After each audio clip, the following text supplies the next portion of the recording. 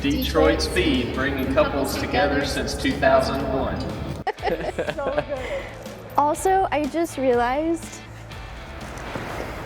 my nail color is their color. What's up, guys? I'm Huck. You're watching AMD Garage. We're going to be installing the Detroit Speed SpeedMAX front kit on my 85 GMC this week. So stay tuned, we got a lot of details to show you. It's so slow with no weight on it. It takes forever. Forever. Forever. Bonus points if you know what movie that's from. Neither one of them work. Welcome to AMD Garage, where we're fueled by caffeine and bad decisions. I hear Eddie. We need to hide.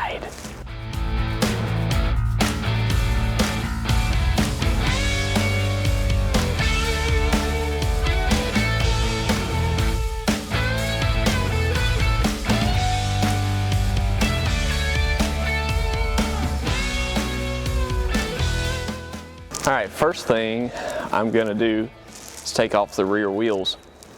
That way, when we lift the frame up, there's less weight dangling back there since there's nothing up front.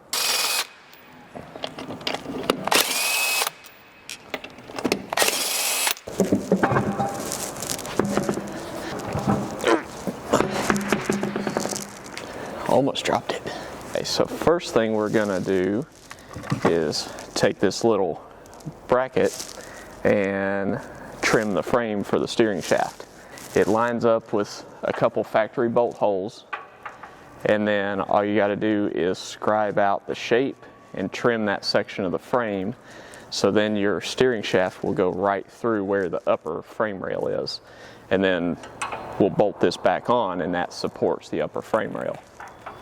So let me go get the hardware for that and get the air lines out and running. This will take a few minutes and then we'll make that cut. The one thing about this little bracket, it fits on 2 holes in the frame, and there's only 2 holes that are spaced correctly over here.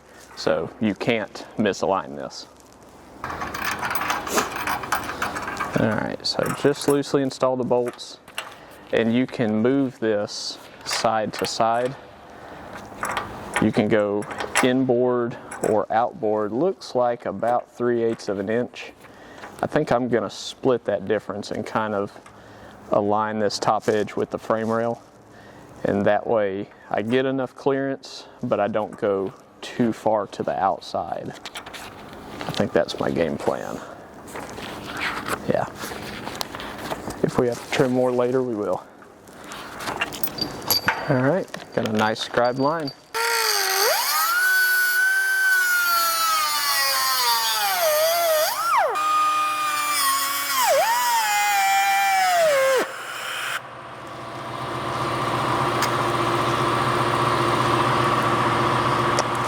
Oh, broke my disc. Gotta get a new one before it falls apart.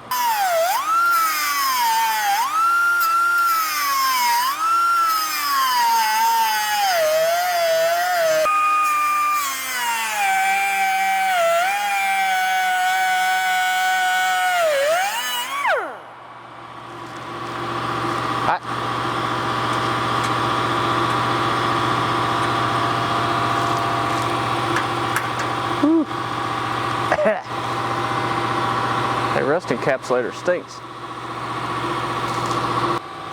But when you're cutting frame rails, you don't want a sharp point.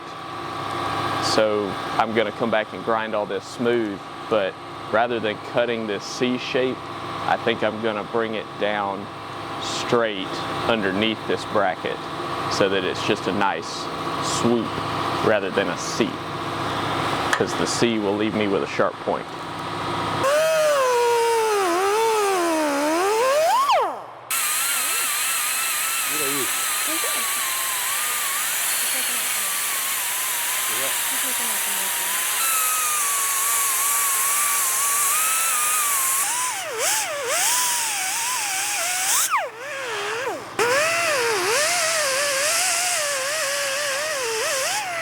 So today we started out by cutting the frame rails for the steering brace.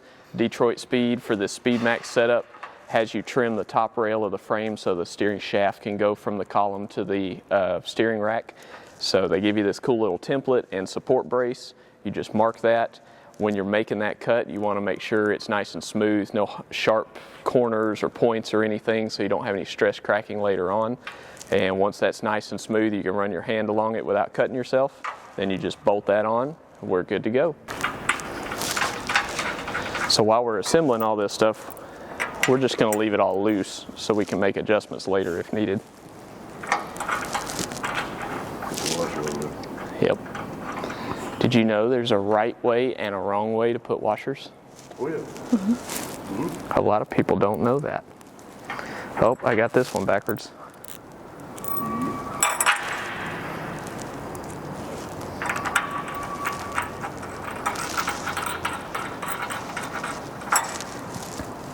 Flat washer don't really matter. Not washer the main thing. Yeah. And you turn to a big one. Yeah, but my OCD likes the flat washers to be the right way.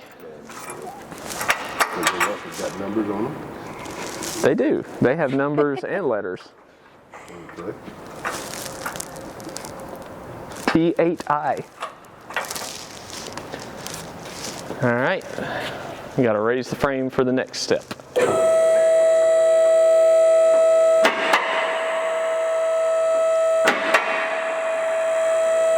You don't have to have a lift and a big shop or anything.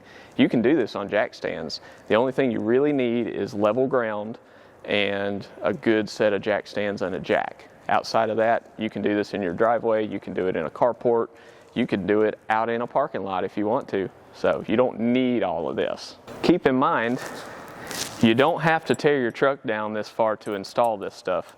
Detroit Speed actually engineered this in a way that you can do this with the whole body on the truck and the engine and transmission in it. You don't have to disassemble any of this.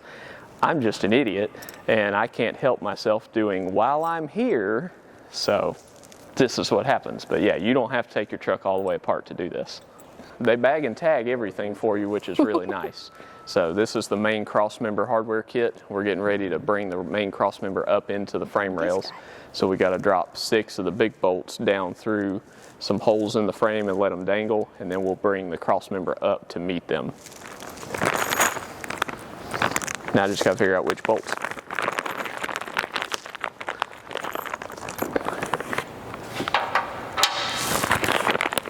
Or she'd kill me.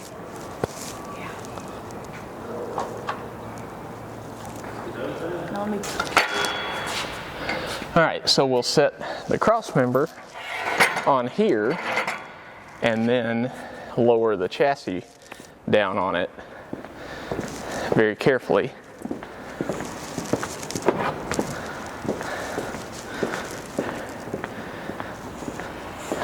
I probably ought to use 2 of these stands, but we're going to try it the sketchy way first. All right, muscle mama. Hold it like that. I just can't hold it above my head.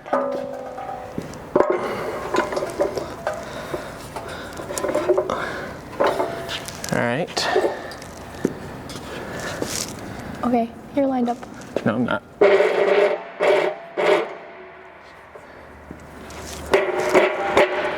Okay. You got it? Got it. Hold it kind of level. You got to hold it down. There we go. I got it.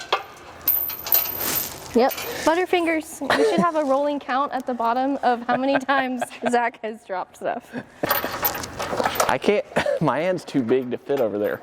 I got you. 1 second.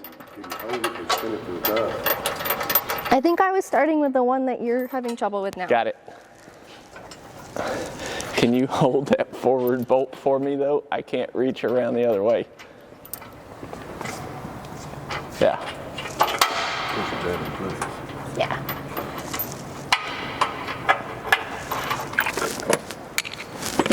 So the next step, if you're doing this at home with the body on your truck and the engine and transmission, if you have your inner fenders in, you would take these cast upper coilover mounts, go ahead and bolt them on the Crossmember and mark your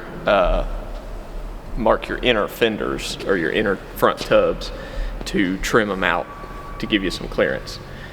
You're not actually going to install them, you're only bolting them on to make that mark and then take them back off. So obviously I don't have that, so we're not going to do that step right now. I had to look at these. These are your upper control arm brackets, and the hardware is pretty cool. They figured out that they can put these grade 8 bolts in here and recess the holes to retain the heads, and that way when it's up against the frame, these can't go anywhere. So what you have to do is line up the holes on the bottom with the cross member. You'll put 2 bolt holes closest, you'll put 2 bolts in the bolt holes closest to the frame rails to sandwich this thing down, and then you'll have 4 bolts here that go through the frame rails. And if the holes don't quite line up, you can loosen the big hardware for the main cross member and just shimmy everything around. That's why we didn't tighten it down yet. But yeah, we're gonna do that.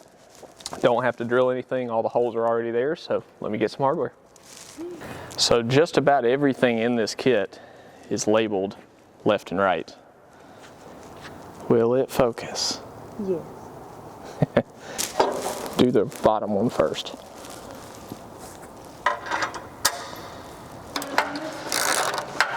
Partially Columbus and partially SETN.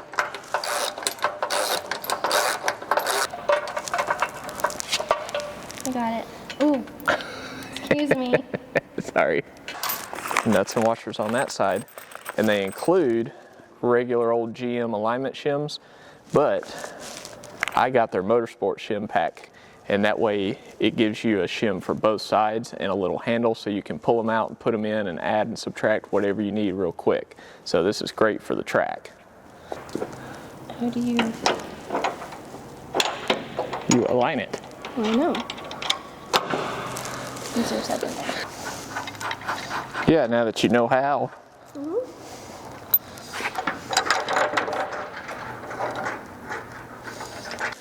So next up is the upper coilover mounts. They go in through the top of the upper control arm. You bolt it down with the 2 bolts to the cross member. There's a 3rd bolt up here on the upper control arm mount. All right, guys, the next thing we're gonna do is mount the anti-roll bar or sway bar mounts. So these come packaged and labeled like everything else. There's 2 different pieces. This is the main part that the anti-roll bar is going to mount to, and then you have this little U piece that goes inside of this, and they go, the top piece mounts up on the frame, the bottom hole picks up the upper control arm, or the lower control arm forward bolt. So we're going to put the forward lower control arm bolt in here and cinch it down tight enough to where it's not sloppy, but we can still rotate it by hand. And then we're going to put the retainer bolt for this U piece in as well and get everything still and tight enough so we can mark the frame rail with a right angle scribe to be able to make a mark for us to drill a hole. So I already did the other side to kind of figure it out, see how it's going to work. So we'll do this side, and then I'll throw the sway bar up there real quick, and you can see how it's going to mount. So this just goes, we'll let it dangle right through there.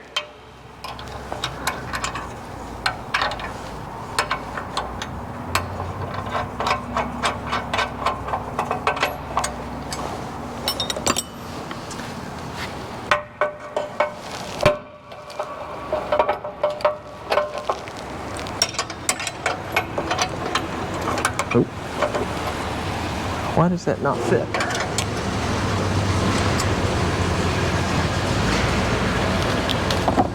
Oh, wrong wrench. There we go.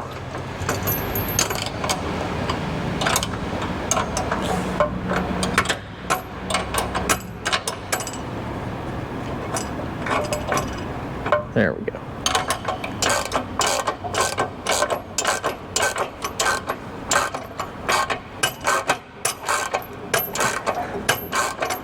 Just like everything, it's a nylock, so it takes some effort. All right.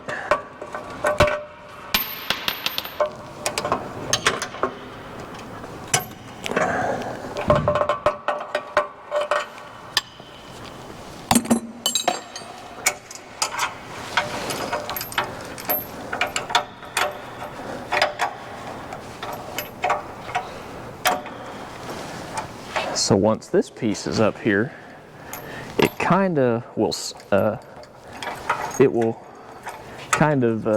mount itself to an extent. Just make sure it's straight up and down. And also another note, the bolt hole or the tab down here for the lower control arm bolt to go through, you want the bracket to be on the outside of that bolt so it will line up with the frame rails. This one looks like it's going to be a little farther outboard than the other one. I'm just kind of standing back and eyeballing it. Tell you what, the other side I know is straight up and down.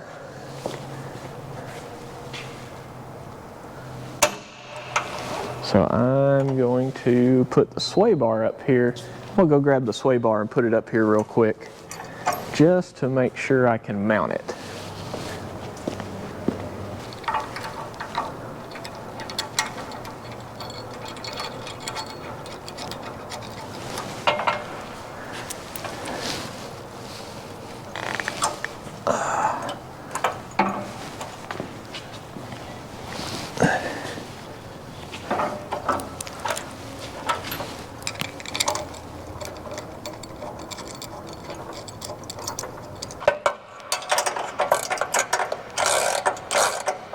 I may have to readjust ever so slightly once I have the cab back on and everything's square. So, but there's enough, not even play, but there's enough fudge factor in all these bolt hole sizes that I'll be able to adjust if this shims over a little bit once I do all that. So what I'm gonna do now is, if I can do this, I'm going to hold this up with one hand, square with the frame rail, and make my mark with my 90-degree pick.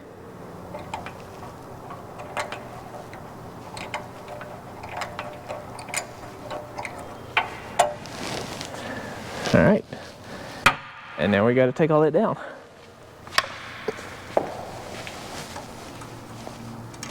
Alright, so the next thing we've got to do is get the steering rack ready to go in. So, one thing to note, the steering rack comes pre-marked for center, so you can check that and make sure that it is actually center. It's kind of obvious to tell, but it's not a bad thing to check. So then the other thing is we need to pull out these port plugs and replace them with these fittings. In the instructions they tell you which is which. So the smaller port, the M16, is the smaller return port, which is closest to the input shaft of the steering rack. So these are obviously different sizes. The upper one, closest to the steering shaft, is the smaller return port.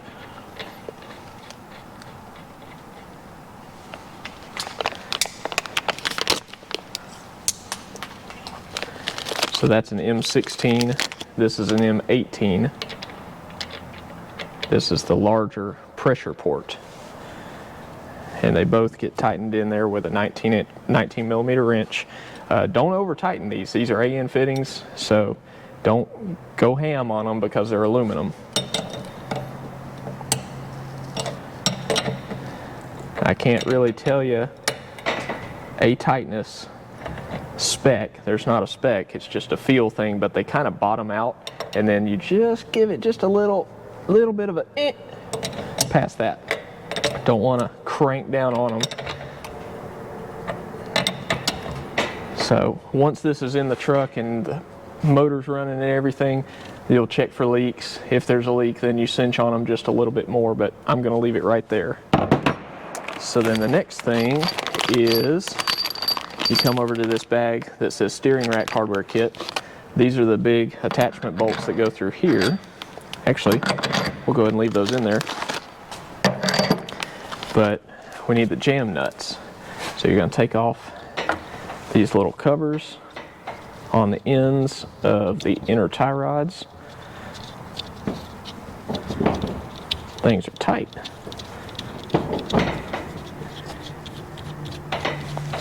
And just look at the threads, make sure there's no junk or anything on them, and then throw your jam nut on.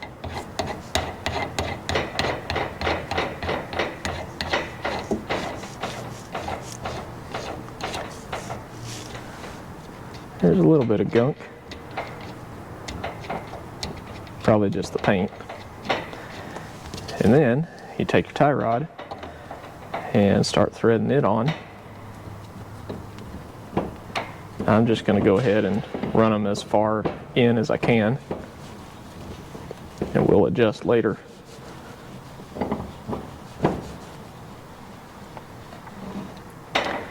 Alright.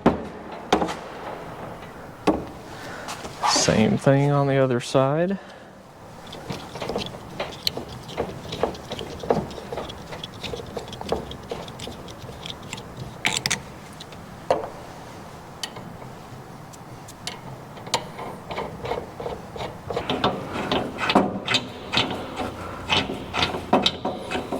Alright, got one in.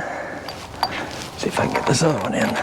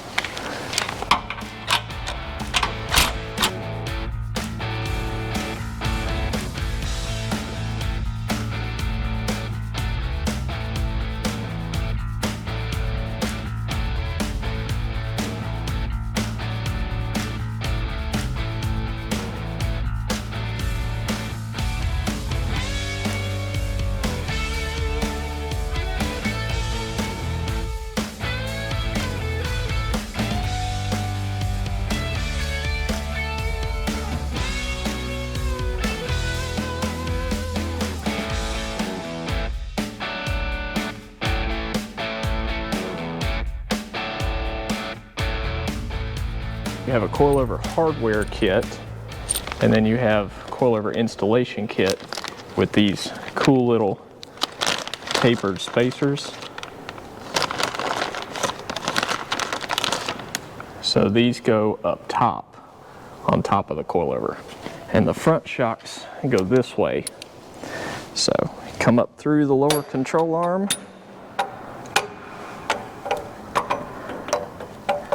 Spin this charge valve around.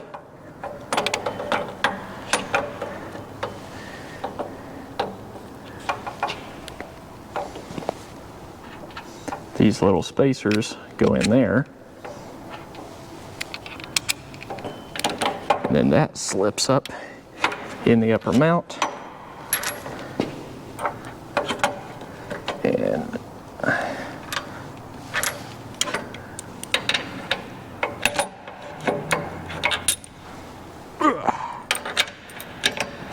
And then the bolt goes through. For the lower side of the coilover, you got this bushing.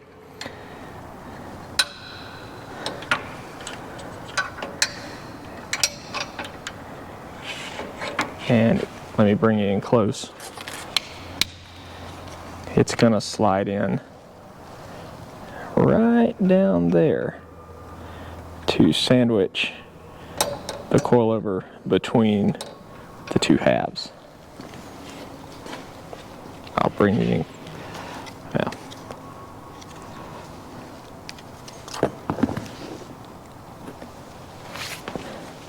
So let me get that installed, and then I'll bring you in closer to show you the details. So these upper mounts have those little misalignment shims, those little steel tapered shims in there to center the coilover in that upper mount. And then the lower one uses that steel bushing sort of as the same thing to space everything out. Let me see if I can get a better shot. So take the nut off here. That bushing goes down into the lower control arm. See, the hole's larger than the bolt, so this slides in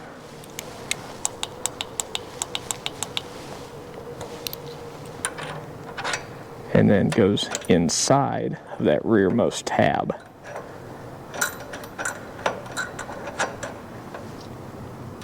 And then the washer and then the nut. And that way it isolates the coilover from hitting either side, because you don't want the aluminum body, top or bottom, of the coilover to rest against the steel sides or the steel tubes of the control arm.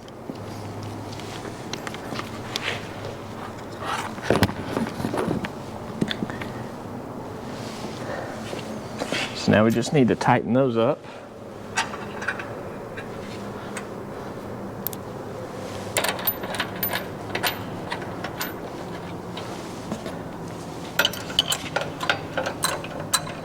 It's much smaller than a 21.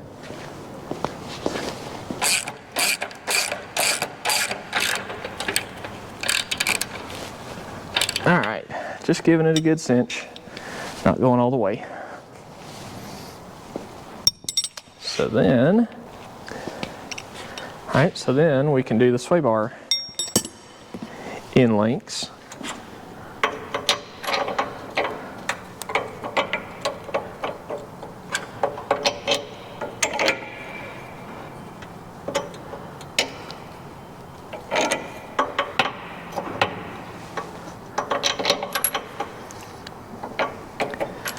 It sure is kind of a funny angle.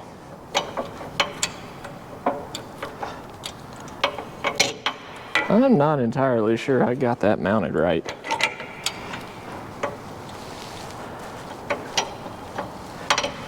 There we go. Well, maybe once the weight's on the wheels, it'll be okay. Yep, so now we're going to do the spindle. Got to take the castle nut and the washers off. One thing about this you want to make sure of is to get the threads clean, because there's just going to be some dust, some crap from shipping in there, from all the foam they put in the boxes. We'll go get a brush, or a little brush, and clean those out.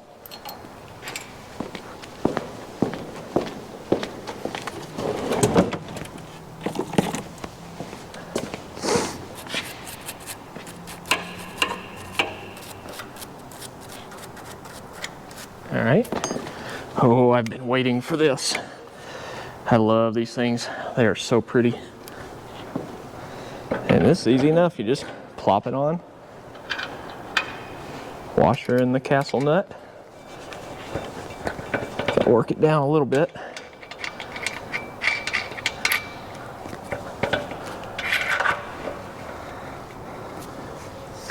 And then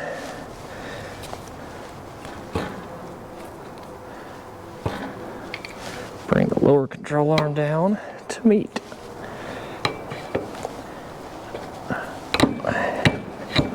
And now we're one big happy family.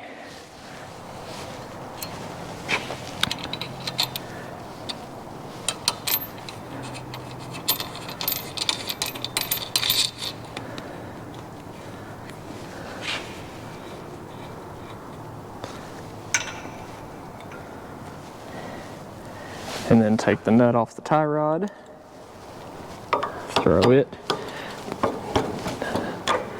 Might have to adjust the angle a little bit. Throw it down in there like so.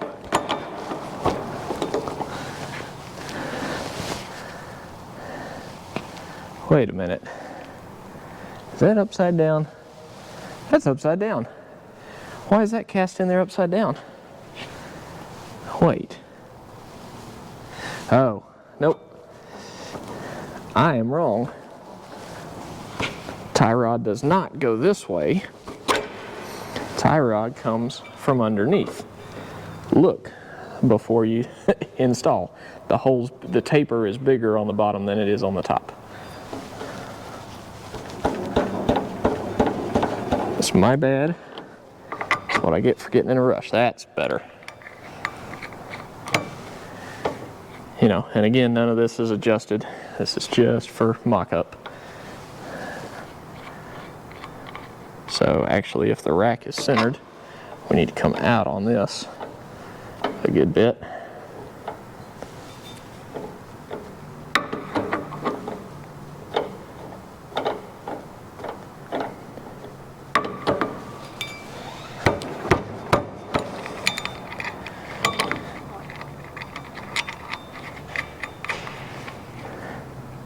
All right.